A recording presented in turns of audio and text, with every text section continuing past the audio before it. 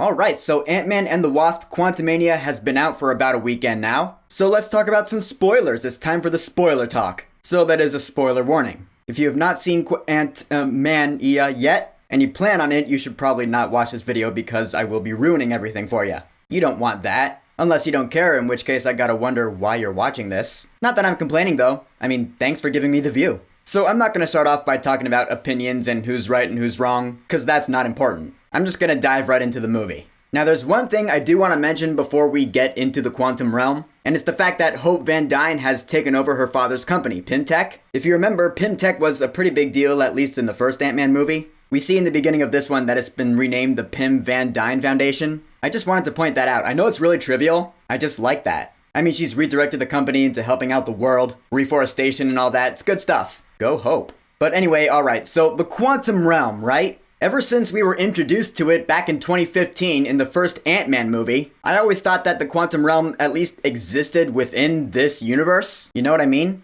But in this movie, we learned that the quantum realm actually exists like outside of time and space, kind of like the TVA. It is its own universe. It is a universe among the multiverse. So now think about that. The quantum realm is a small universe that is apart from the actual main reality universe that we know, meaning that when someone from our normal reality enters the quantum realm, it means they're getting so small that they are shrinking between the actual molecules of the universe. Like they're so small that they are exiting reality as we know it. When it's put like that, it actually does make sense, at least to me. Like, yeah, you're so small that the smallest particle of our known universe is even bigger than you. Therefore, you are no longer part of that universe. You're part of another universe entirely. Yeah, that does make sense, and it's pretty crazy. It just means that the quantum realm is infinitely bigger than ours. Like here's a little bit of the quantum realm right here, between these two fingers. And here's another part of it that's like eons away, and here's another part. It's like it's everywhere and nowhere at the same time. You know what I mean.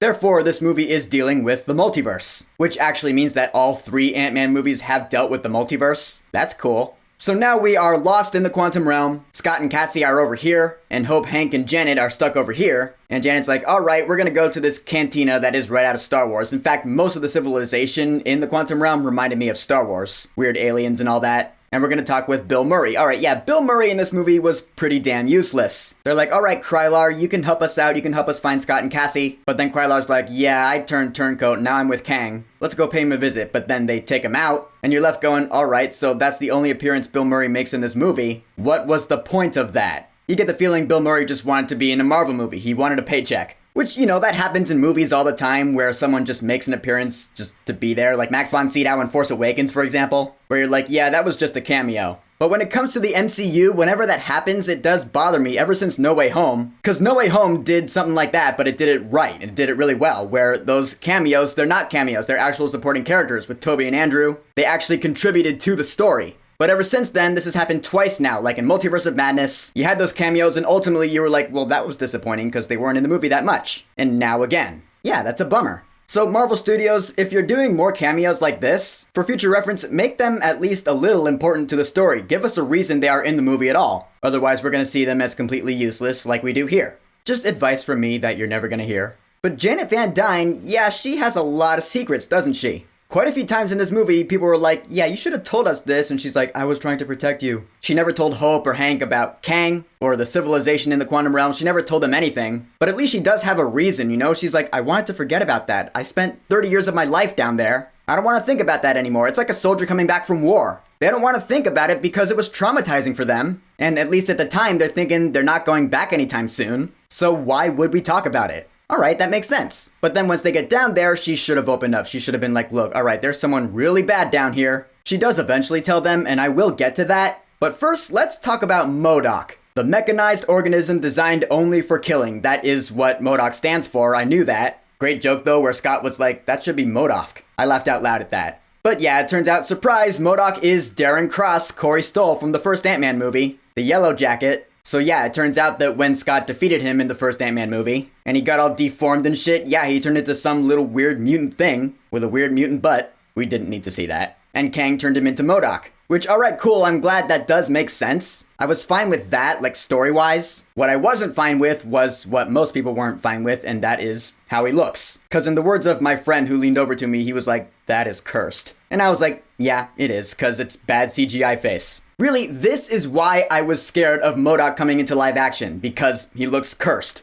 I've always thought MODOK is really hard to do, like, just in general, period. Because he's a really bizarre concept and he's a really bizarre villain. When I say he was done better in the Avengers video game, I mean that. In this movie, he's Kang's right-hand man, and he just looks weird. I guess I was just never a big MODOK fan, just ever, because I always thought he looked weird. And this movie certainly didn't change my mind on that. But anyway, so Kang! Like I said, Jonathan Majors crushes it in this movie as Kang, because he's menacing as hell. We learned that he crashed in the quantum realm when Janet was there just hanging out. He had a ship that could travel the multiverse. So yeah, that means he could do what America Chavez can do. Travel between realities. Except the ship crashed and so Janet helped him fix it. But the ship was neurokinetic, so when Janet touched it, she saw his true intentions. Kind of like in Age of Ultron where Scarlet Witch saw Ultron's true intentions. Yeah, the MCU's done that before. And so Janet's like, oh, holy shit, you've destroyed entire timelines because you're a dick, so I'm gonna prevent you from entering our reality by blowing up your multiversal core.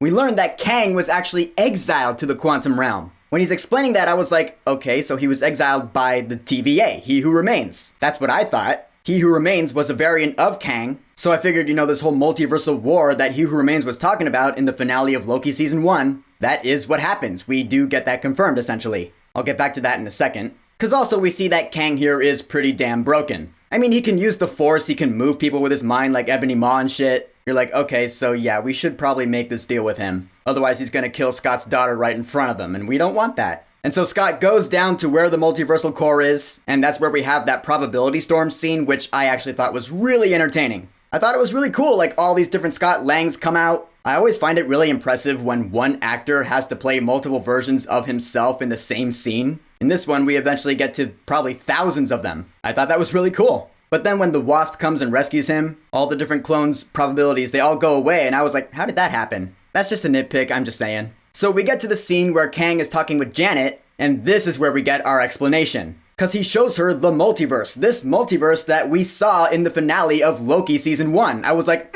yeah, that's connecting with that. So Kang explains that he was exiled because whoever did exile him saw his intentions were too dangerous. So he was banished to the only place that could hold him. And I was like, holy shit, now this whole multiverse saga is coming together. I see now why this is the installment that starts off Phase 5. Because the puzzle pieces are finally connecting. Kang mentions that he saw how everything was going to end because he doesn't see time like we do. He sees time in a non-linear kind of way, like the movie Arrival or some shit. He mentions that he saw countless incursions. I was like, oh, incursions. We learned about incursions in Doctor Strange in the Multiverse of Madness. An incursion is what happens when two universes, two realities, collide with each other and everything just gets destroyed. Kang saw countless incursions coming, so he started the multiversal war with the end goal of him just ruling everything. A dictatorship. So now you put the rest of that story together in your head. That multiversal war was ended by He Who Remains, who found Alioth and weaponized him to create the Time Variance Authority. And I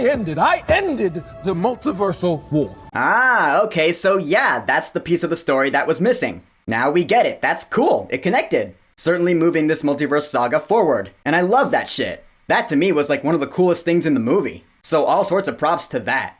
Changing the subject now, because I have no real way to do it, so this is gonna be a shit segue. But Hank Pym and his ants. Yeah, this is where I drew the line on the silliness of this movie.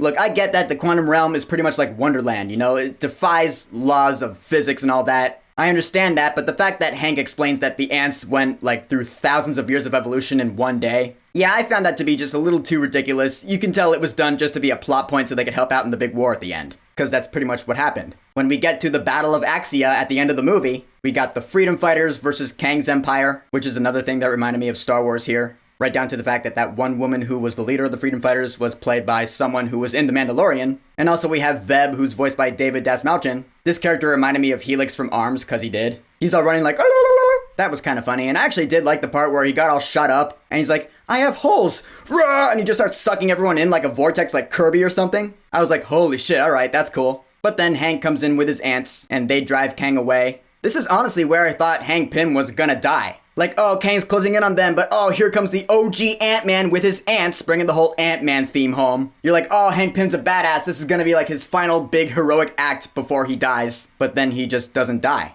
And if you know me, you know I don't usually root for a character to die, especially if they're a good guy. But in this case, the fact that he doesn't die, it just led me to go, okay. That felt a little anticlimactic. That's all I'm saying, really.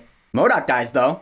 Yeah, he's convinced by Cassie Lang. She's like, don't be a dick. And so he comes in, makes a sacrifice play. He's all like, my name is Darren, and I'm not a dick. And so he helps drive Kang away, and then he dies. And this is the scene where I was like, yeah, the drama's not hitting me at all here. Because whatever, he died. I didn't really care about him that much. And then the humor came in and made it all the worse. Because he's like, Scott, you were like a brother to me. And I was like, he was? And Scott's like, I was? And then MODOK says, at least I got to die an Avenger. And I was sitting there thinking, what the fuck? Just, no. I kind of wanted Scott to say the same thing at first. I wanted to be like, that doesn't make you an Avenger, dude. But then I was like, all right, well, give him a break. He's dying, for God's sake, so just give him this. And he does, all right, so that's good. He let him die thinking he was an Avenger. All right, well, cool, fine. Still doesn't change the fact that I felt none of the drama at all. So whatever. The big war, the big fight ends with Kang when he's beating the shit out of Scott. They have that portal open so they can go home, and Hope Van Dyne comes back through and blasts him into the multiversal core, which, all right, the Wasp coming through, that's good. And I guess Kang actually dies here. Because the core sucks him in, he's all like, ah, and then he disappears and the thing blows up and you're like, okay.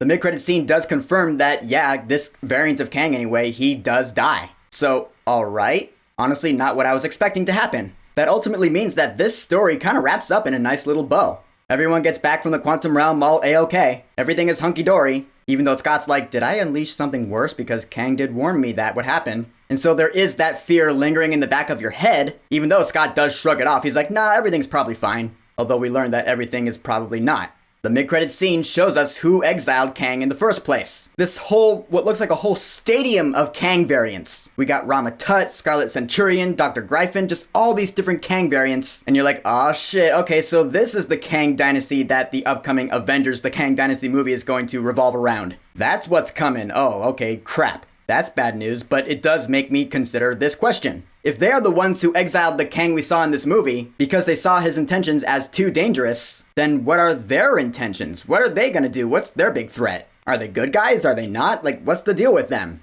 I guess we'll learn eventually, but I am just a little confused right now. It is crazy impressive though, because again, we see Jonathan Majors here. He had to do all those performances. That's awesome. And then finally, there is the post-credit scene, which is a tease for Loki Season 2. It's like 1920s or something, and we see another Kang variant up there on a stage, Victor Timely, and we see Loki and Mobius, Owen Wilson, showing up. They're in the audience, and they're like, oh crap, that's him. And I was like, alright, cool, so yeah, we got Loki Season 2 coming this year. I'm pretty sure it's still coming out on Disney Plus this summer. Totally can't wait for that shit. Awesome. So in conclusion, Ant-Man and the Wasp Quantumania, like I said, solid start to Phase 5. Kang is the best. I love his backstory. I love how it ties in with Loki Season 1 and Doctor Strange in the Multiverse of Madness. Things are coming together now in the Multiverse Saga, and I love that shit. That's why this movie was chosen to be the installment to kick off Phase 5. We now know Kang. We now know the Kang Dynasty. Bad things are coming. Can't wait to see what happens next. Alright, so Ant-Man, Ant-Man and the Wasp, or Ant-Man and the Wasp Quantumania. Which one's your favorite? And also, what are your theories as to what might happen next concerning Kang? Whatever you think, go ahead and leave a comment. And of course, thank you for subscribing. Peace!